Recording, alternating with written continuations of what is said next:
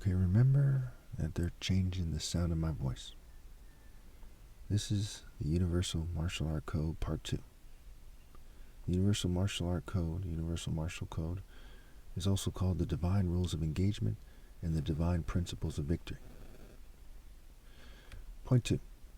Any individual, family, group, nation, or people, etc., that moves against me is the lowest form of filth, and they have moved against God, to the agnostic, etc., the source of life, justice, discipline, wisdom, righteousness, and true love, right? They've moved against the source of these things.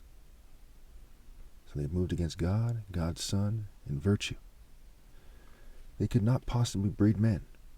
And if you think that writing this is too harsh, remember that they have had an overwhelming amount of evidence that has shown them why not to do it.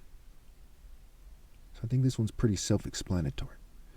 If you move against me, you're moving against the principles that I'm living, that I'm bringing from God, from the source of righteousness.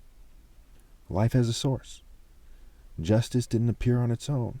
There's a creator of these things. There's a source. And if you don't believe that there's a God, one way or another, something caused these things to come into being.